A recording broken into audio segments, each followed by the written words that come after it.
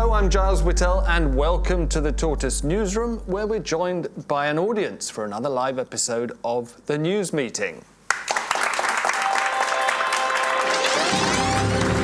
Donald Trump has returned to court in New York to hear the opening statements in his criminal trial over the alleged cover-up of a hush money payment to the porn star Stormy Daniels. This is done as election interference. Everybody knows it. No more delay. No ifs, no buts. These flights are going to Rouen.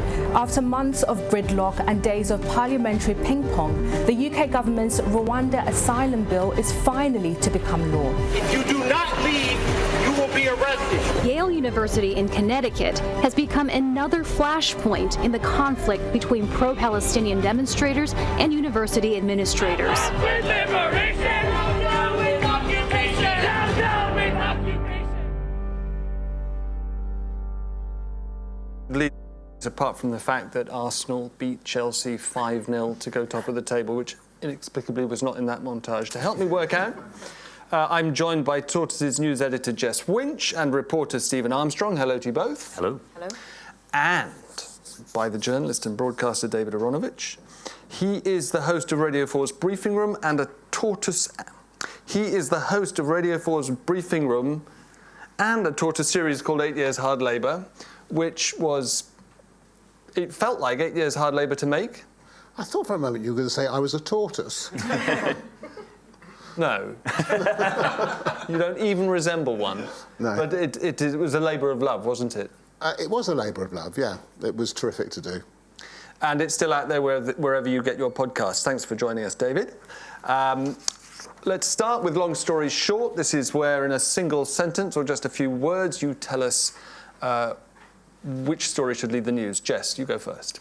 Iran's other war. Iran's other war. OK. Stephen? We can't get no education. I have a rule against the first person plural. Pink Floyd. No, I don't have a rule against Pink Floyd. I don't know anything about them, but they used to be headquartered at the end of the street where I lived. Funny-shaped house. No. The rule that I have is against the use of the first-person plural in Tortoise news coverage. But anyway, that's beside the point. We can't get no education. David? The election going on right now in which 15% of the world's entire population is entitled to vote. Right. We can guess. Jess, you go first. I love the fact that in my notes it says, is the US really going to ban TikTok? Yes, this was a last-minute switcheroo on my part. So, how many wars we can talk about, is Iran really fighting? So I think, so what happened on April 13th, as we all know, Iran launched its first direct attack on Israel, sending 300 or so drones and missiles across. But something else happened that day, which hasn't been reported, which is that Tehran's police chief went on state television and announced a new campaign ordering police out onto the streets in Tehran and several other cities to arrest women accused of flouting Iran's strict dress code. Now, this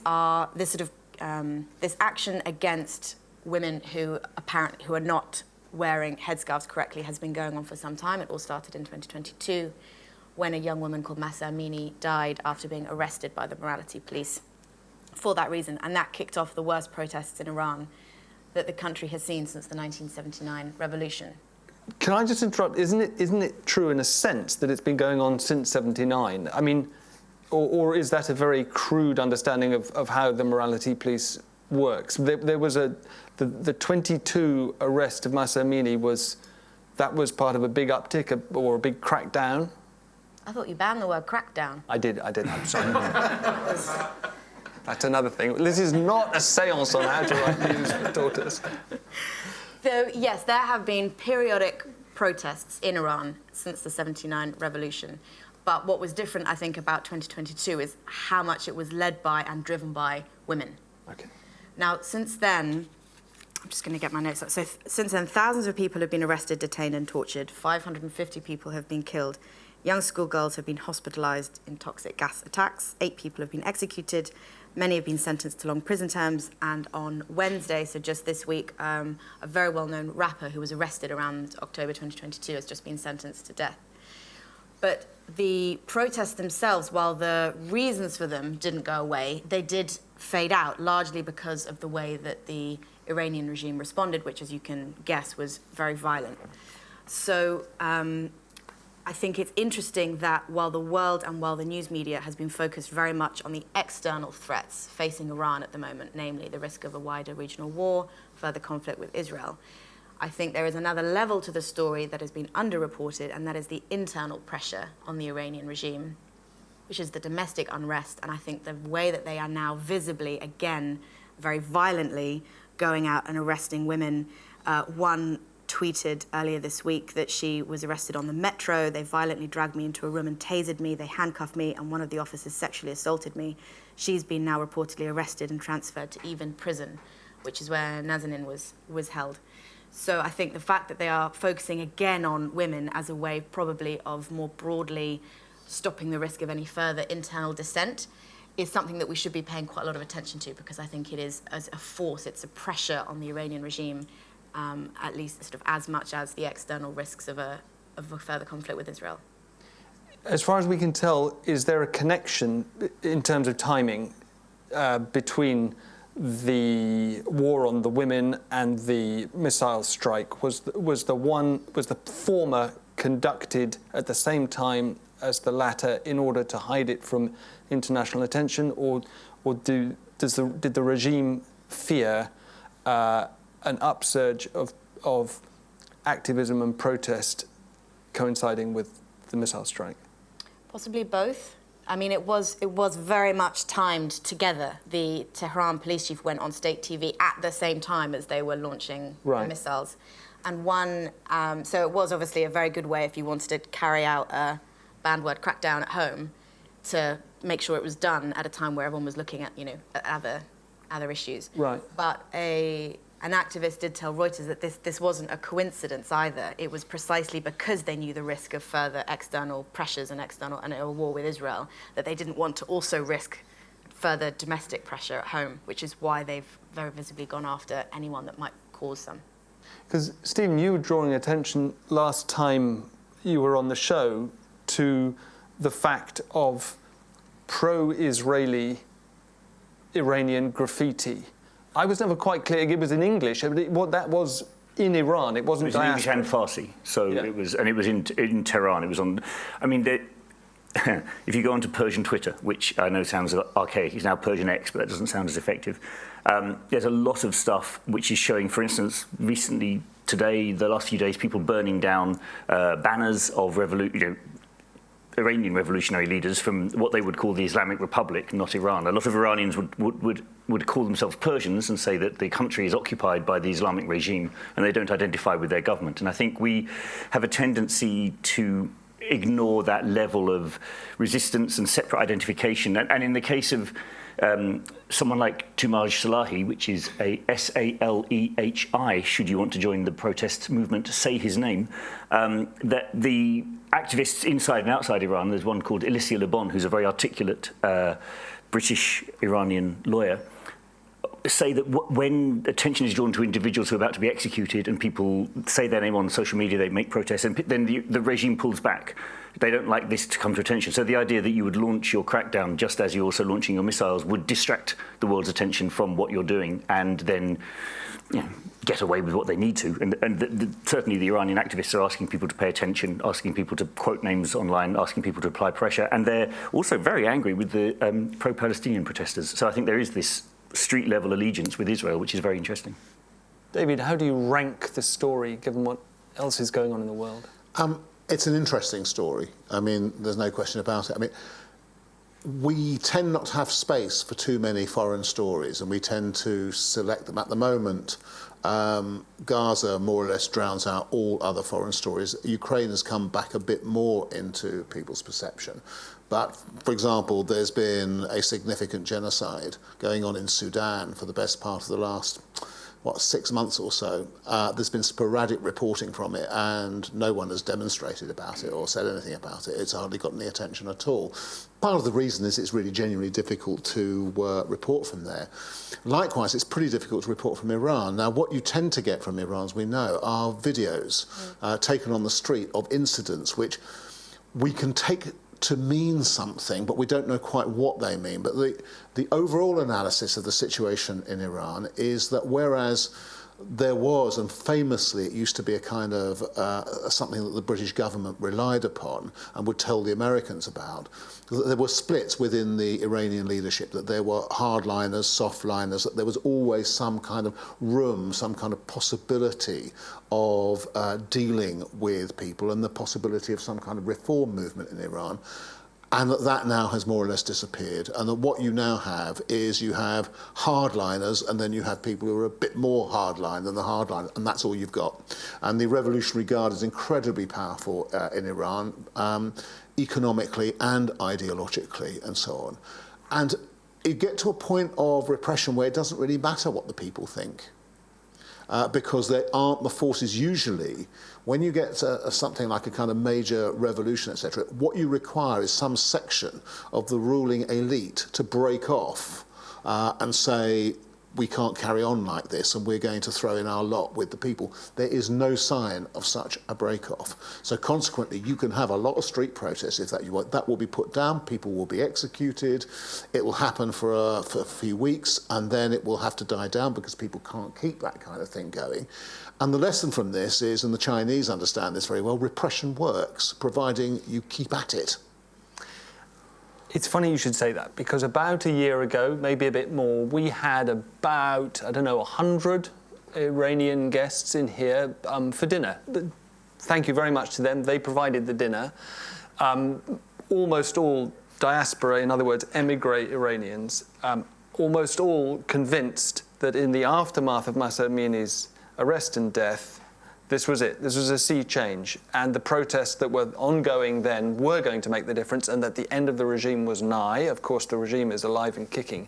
I mean, is it your view, David, that this regime is not only tougher than those people thought, but perhaps tougher than another regime which collapsed much quicker than people thought, namely the Soviet regime of 19... Well, the Soviet regime is a very good example of exactly what I think I was talking about before, which was a section of the Soviet Communist Party right at the top believed they couldn't continue in the way that they were, and essentially, and actually, took power. But the precariousness of the decision by Gorbachev to deal with protests, etc., by not being heavy-handed, particularly protests in the national regions and so on, which then later split away, was absolutely critical. Somebody else might have taken a different decision and history might have taken a different course.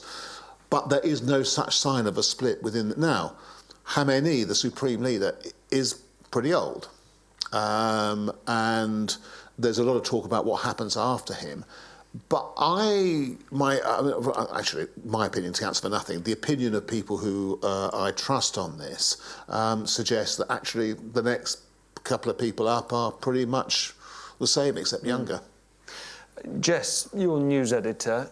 How do you tell this story, given how hard it is to get news out of Iran? Are you going to be very reliant on social media, on those videos that David was talking about? Inevitably, yeah. And on reports from... There are a few news organisations, Reuters being actually one of the few, that do have reporters on the ground in Iran.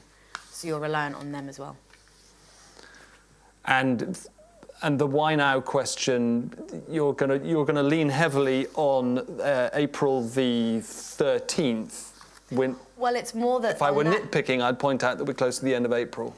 Yeah, but if counter to that is that this is the first we've heard of this second front that opened up on that same day. Right. So the point I'm trying to make is that two things happened on that day. One has been very widely reported, one hasn't, and it should get a bit more attention. And the condemnation to death of Tumaj Salahi. I mean, I think that's happened this week, and that's bubbled things up because the young protesters have taken to the internet about this particular person. Is he the rapper? Yeah. He's anti-regime rapper. And do we fear the worst? I mean, the way this pans out, is he also going to go to the same prison and we're never going to hear from him again? Or there's no way of knowing? He's sentenced to death. Right. Yeah. So, and again, the Iranian activists appealing for help say that the more you talk about him, the greater the chance of his survival. Right, OK. So You spelt his name, thanks very much. We will talk about him. Thanks, Jess.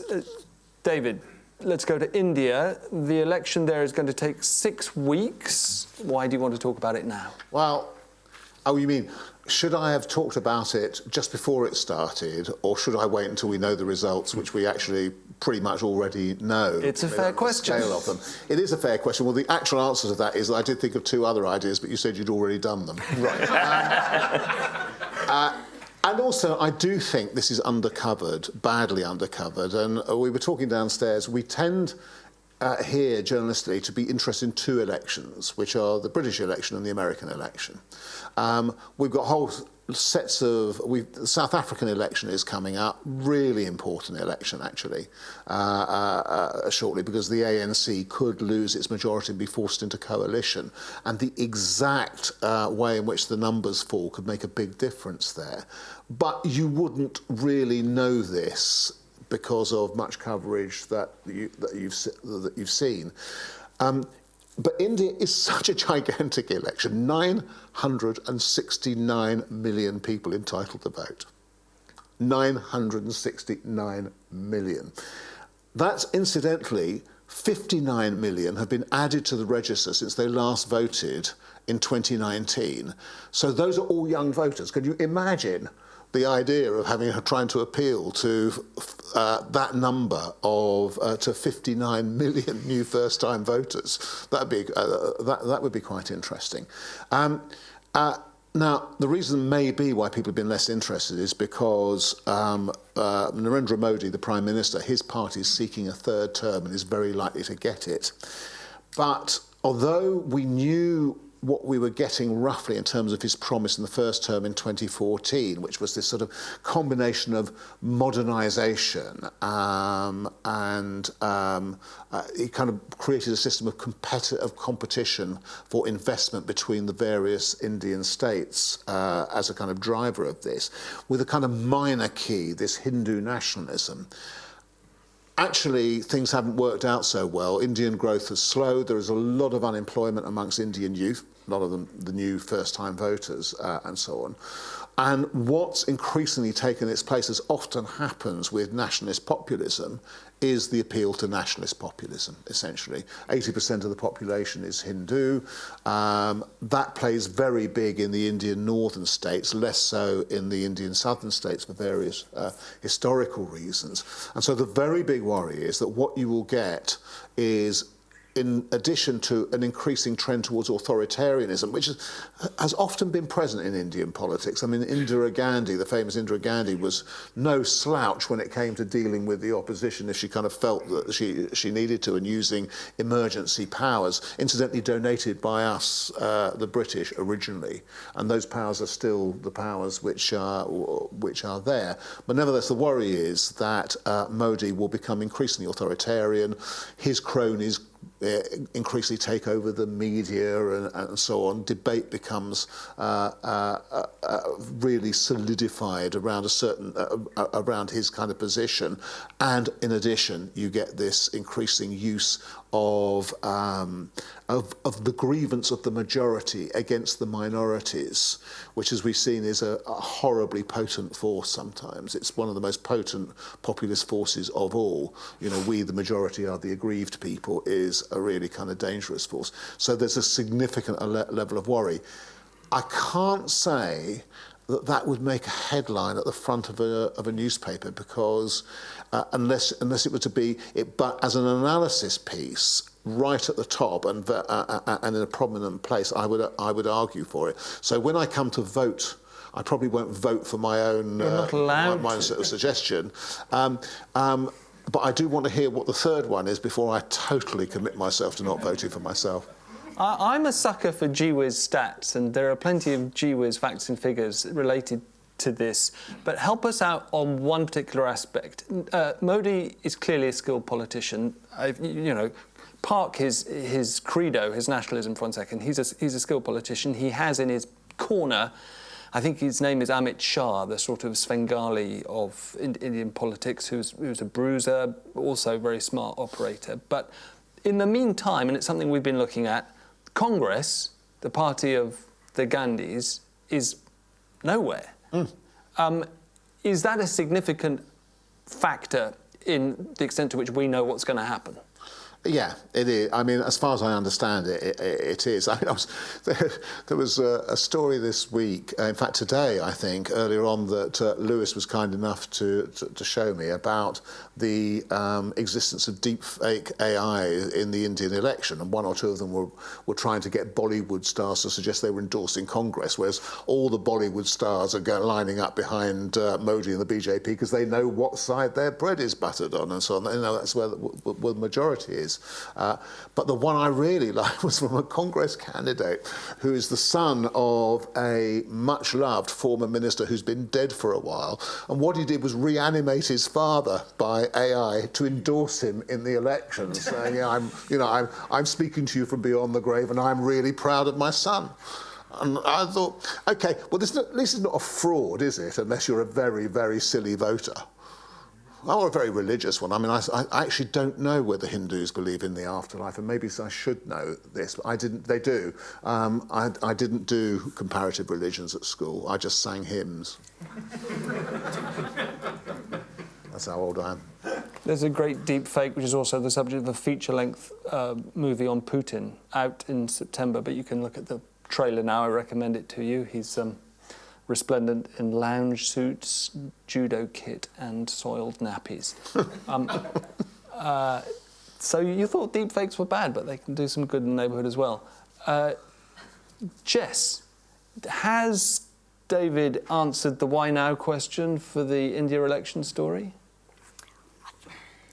I think he's given the answer. The only one you can is that when you've got an election that, rather than focusing on a single day, starts in April and you don't get results until the 4th of June, when do you do it? How do you do it? When do you start? And I think, as he said, the reason for doing it now is just because, if not now, when? Like, you've just got to start covering this election because of the scale involved, because of the numbers involved, because of the implications of what a third term for Modi would mean for India and for all of the rest of the world. And is it very condescending, Steve, or anyone, to look at this through the lens or ask the question about the quality of their democracy? The Economist had a graph showing, by their own sort of index, declining quality of Indian democracy over the past couple of decades. Is that a worry, or are we in no position to be talking about that kind of stuff? Well, the BJP is a phenomenally well-organised political machine. It claims to have one-party activists for every 30 voters. And it claims to have street-level organisation at that scale. Now, there is some doubt about whether they have the 180 million members they say they have. The numbers are self-reported. But it is an enormous and an incredibly complicated machine. And it grows out of this paramilitary organisation, the RSS, which is a project that began in 1925, which effectively skirted the War of Independence or the conflict over independence with the intention of forming, post-independence, a nationalist Hindu India. They were anti-secular, they were anti-Gandhi. And indeed, one of their members was the person who assassinated Gandhi. Now, if Modi gets a 2/3 majority in this election, it is argued that his intention is to fulfill that destiny and to make India into no longer a secular state, but into a Hindu state, which means, and I think this is the reason why it's important to cover this week, which means very bad things for the Muslim population. And two of the big speeches at the weekend and on Tuesday from Modi have been very dog-whistle anti-Muslim speeches. And senior members of his party, governors of states and so forth, have been referencing that favourite comment of commentators here, that this part of India is going to be placed under Sharia law any minute now. So there is this huge anti-Muslim element to this year's BJP election campaign, which hasn't really been part of previous campaigns to the same degree. So, and it has really reared its head this week. So I think this is why it's worth looking at this week. Blimey. I didn't realise that there was... I was associated the debate about religion and secular democracy with Turkey, but I didn't realise that's where we're headed. Do you think that's a serious risk? Oh, I think a lot of commentators think it is a serious risk. I mean, after all, after the last election, they removed the autonomous status from Kashmir, which is the only Muslim majority state in India.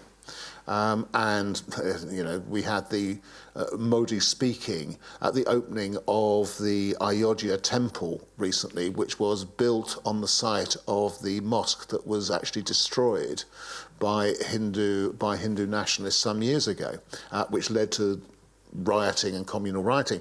By and large, Indian governments have been very keen to discourage what they call communalism. And after all, if you remember the scenes from the partition of India and Pakistan in 1947, that's hardly surprising. They always thought this was very... And I can attest to the fact that they were immensely worried about anything which would offend any religion by the fact that I wanted to, I was there in 2006, wanted in Hyderabad to go and see that silly Dan Brown film, The Da Vinci Code, and they banned it. And they banned it because apparently some of the Christians in Hyderabad said it was insulting to Christianity, because it's all this stuff about the secret bloodline. I won't go into that, but anyway. Big story. That particular. So this marks a very big departure from that and the mobilisation. Now, in many ways, you could argue it's not really in Modi's interest to go too far down this road, because too far down this road could lead to significant insurgency and people cooperating more with Pakistan, who is India's great and eternal enemy, etc. But on the other hand, if it becomes convenient for the maintenance of the party and the government to do it, then that's got to be a worry. There's something rather wonderful about trying to imagine you, David, looking for a screening of the Da Vinci Code in Hyderabad, 2006. Good for you. I would have thought anybody look at me would think that's exactly why. All right, David, thanks for that. Let's take a break, and then we'll hear what Stephen thinks should lead the news. Break, stretch, clap. OK, Stephen, let's hear about your story in more detail. So my story is a piece of research from the Nuffield Foundation, which found its way into a single newspaper today, which predicted that in 2030, fewer than 40% of British school children will achieve a good grade in maths and English, because the quality of the education that, not the quality of the education, the quality of performance of British kids post-lockdown is going to deteriorate year after year after year, because by 2030, the kids who are 5, 6 years old during lockdown are going to be reaching GCSE age, and the lack of social, emotional parts of the education and even reading, writing and maths at that age was so damaged that it's going to be incredibly hard for them to catch up. And the Nuffield Foundation's estimate was that this would lead to a reduction in income mobility of 15%, which would lose about 31 billion in lifetime earnings from that generation. But I think it's a far wider problem. If you do the kind of solid investigative work I've been doing today, which is to Google decline education UK 2024, you'll find there's a lot of stuff out there.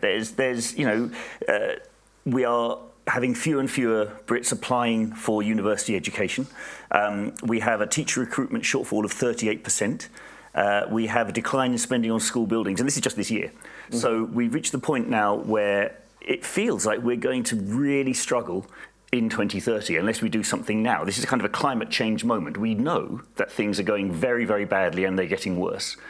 And yet there is no sense of crisis about this. Only one newspaper carried the story. Those additional elements I put together, no one's grabbing all these things together and campaigning, this is a crisis for the country. How are we going to run the country if we don't have an educated generation to move forward? And I hesitate to say this, but I think to a small degree that's because of people like us, who would be middle class, sometimes private educated, didn't experience the same level of drop-off during lockdown and don't therefore recognise the damage that was done to vast parts of the population. Let's just stay with COVID specifically for the moment. I want to be sure that I understand why they've chosen the 2030 cut-off, as it were. It's clear that is the year in which those who were 5 will sit, at the time of COVID, will sit GCSE. So the argument is, and I presumably the evidence is, that the younger you were at the time of COVID, the more your education is impacted by COVID. Is that right? Yes, because the process of going to school is about more than simply the academic element. It's about getting you into the idea of education. And after lockdown, a lot of countries around the world concentrated on helping kids develop those skills which they'd lost by not going to school at that time, and we didn't. What we focused on was improving academic performance, and that had a very specific effect. Now, this GCSE cohort we're about to have in 2024, they will not have any support based on their COVID experience. They're the first cohort to be, for the government to say, well, we're done now, we fixed the problem, it's all over. And so anyone who comes afterwards won't be considered a victim of the lockdown in terms of what happened to their education. So the further back you get, all the way to the 5-year-olds who had the biggest impact, because the reading, the writing, the basic maths, the knowing what it is to study with other pupils at a critical developmental age, they're receiving no support. David, isn't it the case that in Germany you don't really start school until you're about 7? And so all that's happened here is we've got a cohort which has had the German experience. Well, actually, listening to what Steve said, there were 2 elements to it, in fact. One was the direct experience during the pandemic of children at an early school age. The other one, if I understood you correctly, is that actually the British education system, and I take it that is British, it would affect Scotland and Wales as well. Incidentally, this is a thing you always have to do at the BBC. You can't just assume everywhere's England. You have to, and it's quite right too. But I know the British education system, because we were all kind of affected by it, whether or not that has been adversely affected by a series of things since the pandemic, which actually mean that it's the problem is ongoing. Because otherwise, what you might very well say is, yeah, you've got a problem for 2 years, or maybe 4 years, or whatever it was, but it will pass. And so providing you, maybe you could try, and this was actually the programme, which was, or supposed to be the programme, the catch-up. You give tuition sufficient to get people to catch up to where they would have been had the pandemic not happened, no matter what stage of schooling that they were at. So I'm presuming that one of the things that Nuffield is saying is that either didn't happen or has failed. And then the second problem, as I said, that you're talking about, is actually there's been a deterioration in the education system overall. Now, that I don't know about, and although there are, things like school buildings, etc., there are kind of indicators about that, I'm not sure that has shown up in things like the PISA results, which are the OECD's ways of seeing how countries are doing against certain kind of markers so far. So I would be interested to know about that. But Nuffield are, they're a good organisation, and they're not really a campaigning organisation. So I would be inclined to trust them. So Jess, Steve's pitch seems to be basically, well, the peg is the Nuffield paper, but the story is more a multifaceted educational crisis which is being undercovered. Do you think it is? It's this idea you get a thread and pull it, and suddenly the whole education system falls apart from that one Nuffield report that was carried in the Guardian paper. But I think am I right in thinking that this is about pandemic specifically? They didn't look at, for example, then cost of living after that and the impact that's then having on the educational system as well? This report didn't, but the fall in university applications from Brits, they tie in the COVID challenges, the cost of living crisis, and a general broadcasting of anti-university. There's no point in having university education messaging, which is around. So they, in terms of the fact that for the last 3 years we've had fewer and fewer people applying for university is a broader piece of analysis. Yeah, because I just remember reading. I think the pandemic and the impact of that on long-term education is actually something that probably this is a good thing for the Nuffield Foundation to have focused on.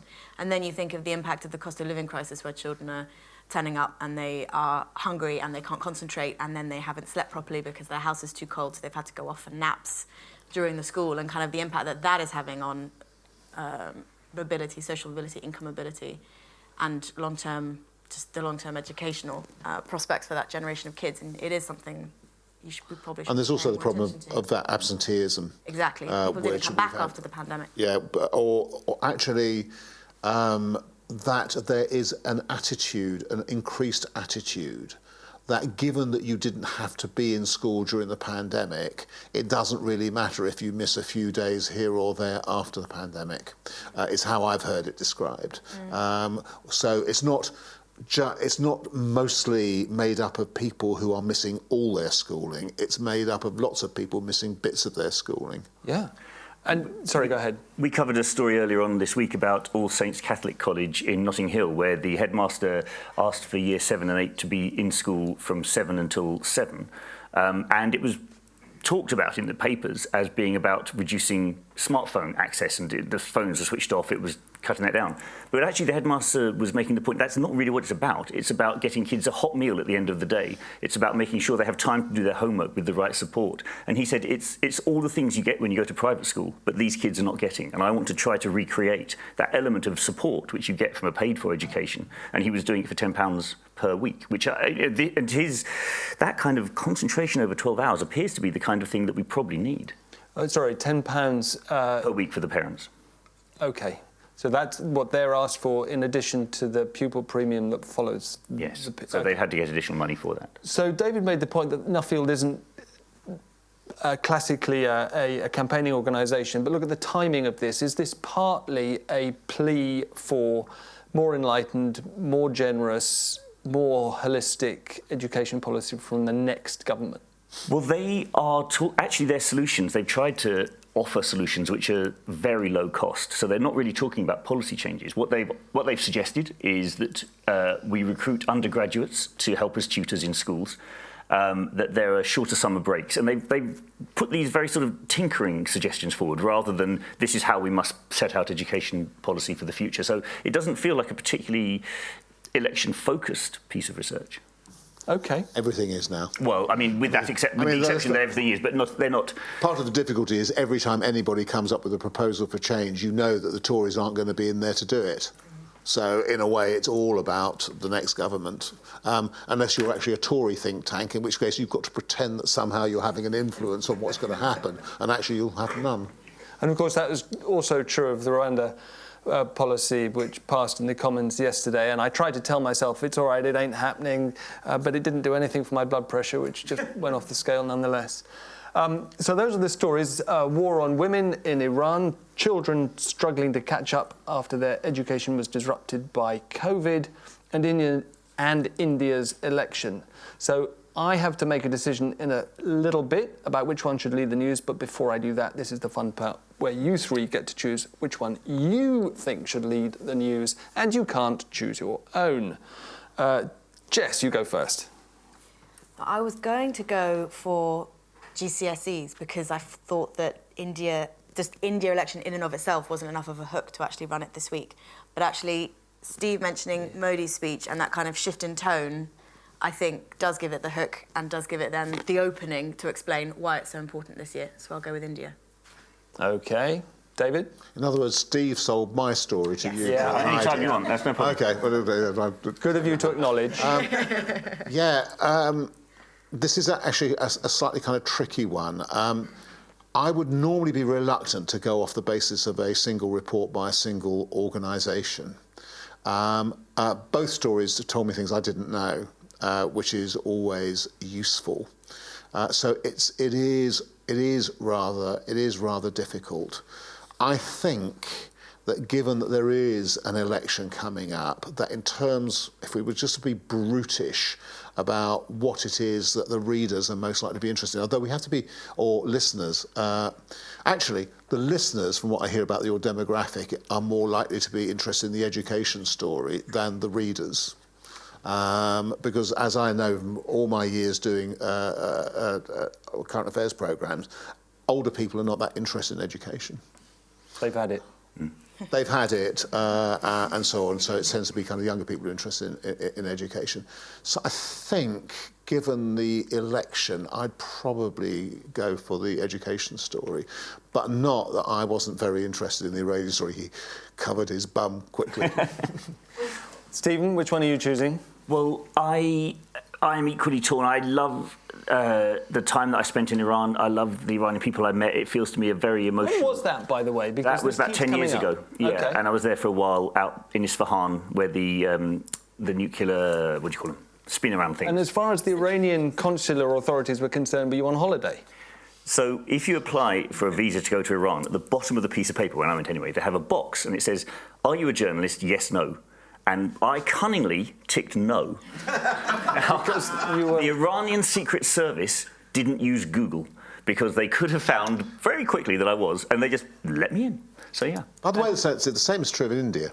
Never tick yes to are you being a journalist in India. It will get you into endless kinds of difficulties. Report to the police station every day, sort of thing. Same is true in the British Virgin Islands. So what were you going to say if quizzed? Well, I'm a barista. I was going to say I was on holiday, of course. Okay. But also I was slightly worried because I was meeting people out there, and what you didn't want to do is have the people that you met associated with the fact they were talking to a journalist. So I would have to lie through my teeth in the face of torture, which never happened. In fact, the Revolutionary Guard tended to give me cups of tea and invite me to their house. I found it a ridiculously friendly place, ridiculously friendly, which is why I feel this story is, I've got a certain heartstring pluck on me, but I think, yeah, the stats, David's stats have won over. How can you ignore a story about an eighth of the world's population making a decision and at a critical twist in that debate? I think it's it has to be India. Okay, so Stephen takes a Benthamite approach. This is the approach I take. I'm going to be lazy about the Indian story. I completely buy the intrinsic importance, but I'm going to be lazy in the sense that we've got 6 weeks to get our heads around it, and we will cover all aspects, the decline of the Congress Party, the drift towards Hindu nationalism, in due course. I say that, but I'm also aware that we say it and we very often don't do it. It's an incredibly undercovered part of the world in this part of the world. And I as a sort of professional harvester of other people's news, I do blame partly the quality of Indian mainstream media, which is kind of as bad as ours. With notable exceptions, as in ours, David, I can see you frowning, and probably in your own defence. But India is not leading the news on this occasion, nor is... hold your breath, hold your breath. It's always been known for its decisiveness. Oddly, I've made up my mind. I'm just trying to remember. Oh, yes. Nor, I'm just trying to remember what the other story that I'm not voting for is. Imagine the Oscars done like this. And the two winners are not. I think it's nicer to start with, at the bottom of the class and move up to the winner. The education crisis in the UK is not going to lead the news. I am grateful for the insight that listeners tend to be more interested in readers, and we hope that we'll have some listeners to this episode, and I apologise if I've offended you. I buy completely that there is a sort of slow burn or slow boil educational crisis here, but today I am going to put the Iran story, Iran's second front, as it were, against its own women at the top of the news, because there's a negative reason, which is, look at the footage. Women are being bundled into vans again and abused and tortured just for being women and not covering their heads. But there's a hypothetical positive reason as well.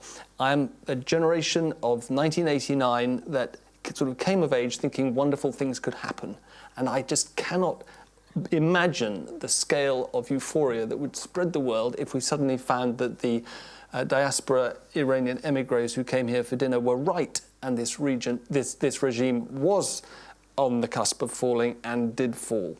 And I think whenever we have any concrete evidence of the clash between the people and the regime, we've got to report it. We've got to report it prominently. So that is how I'd run the stories. Remember, you can email us. Oh no, it says here. So that is how I'd run the stories, but this is your chance to raise your hand, Paul, and tell us what you think. Would you like a microphone? Here we go. This is Paul Atherton. Paul Atherton, yes, thank you. To begin with, I disagree with you, Giles. I think Stephen should have won that. But I think the most interesting story that's currently running is what on earth happened with the cavalry horses running around. Yes. You're absolutely right. We should have mentioned that. You're absolutely right. You know, was it blood on the horse? Was it paint? Was it what triggered it? The horses are supposed to design to go into battle and deal with cannons, and apparently it was a bit of builder's rubble. So just go back to the beginning for a second. For new readers, just remind us what happened this morning. Okay, well, nobody's actually sure, which is part and parcel of the story. It broke on Twitter. People were filming the horses in different parts of London as they ran into buses and over cars.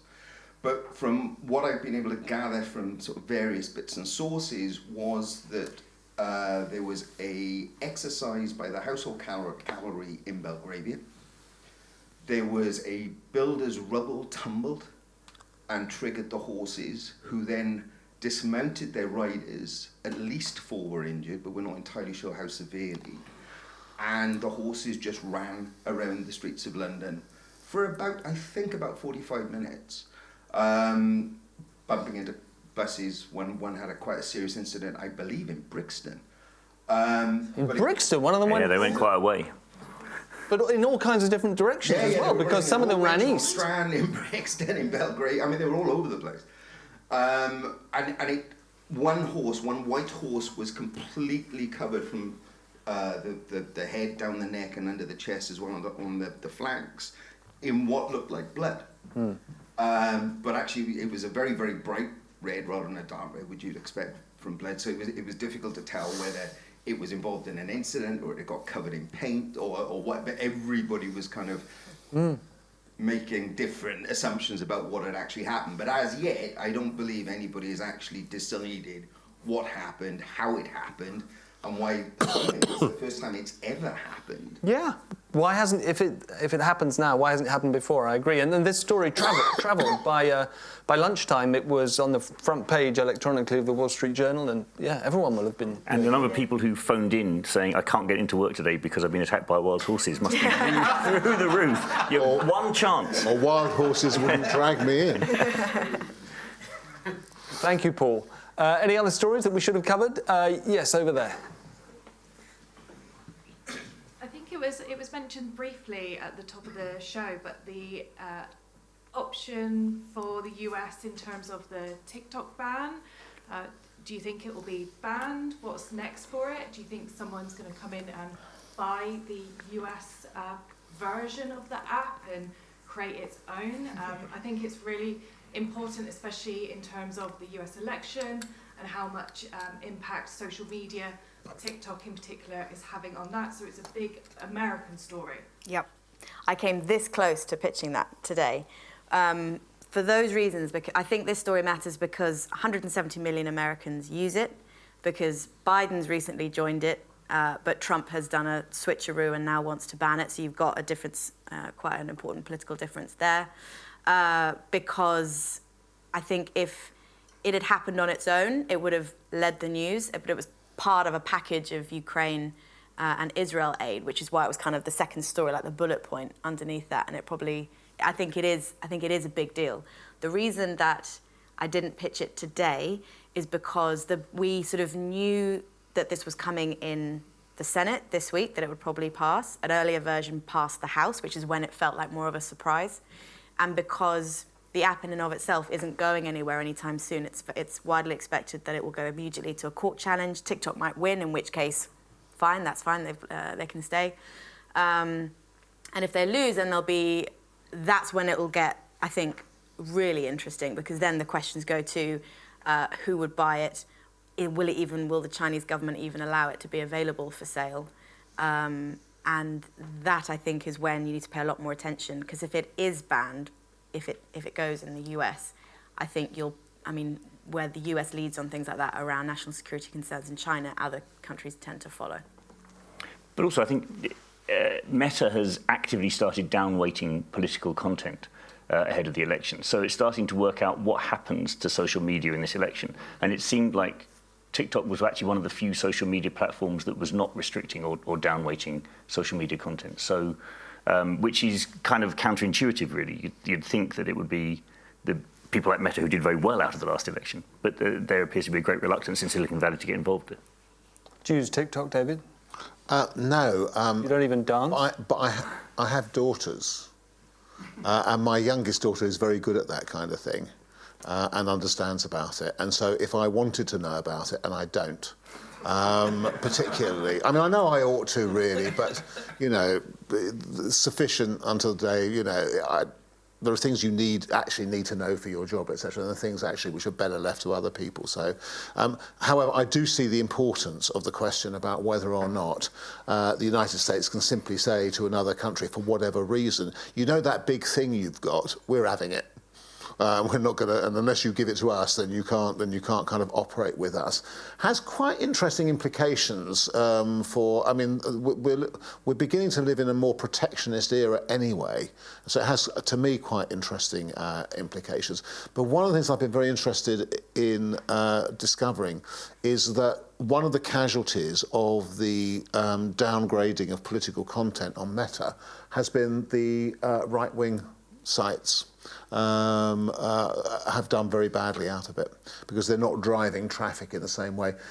By far and away, it was quite interesting, but before the 2020 election, the Republicans were complaining like hell that they were discriminated against by Facebook and other, and it transpired that 80% or something like that of the political traffic on Facebook was pro-Trump. I think that was roughly the kind of figure. So actually, they'd done very, very well, the Republicans, out of social media.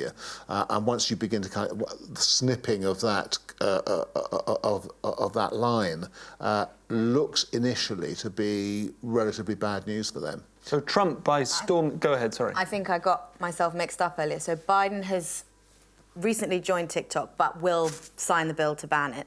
Trump led the effort when he was president to try and ban it and got blocked in the courts.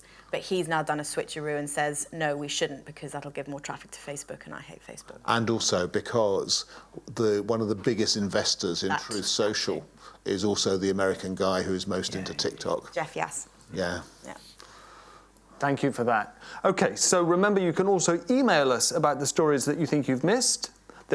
Remember that you can also email us about the stories that you think we've missed. Just send your thoughts to newsmeeting@tortoisemedia.com.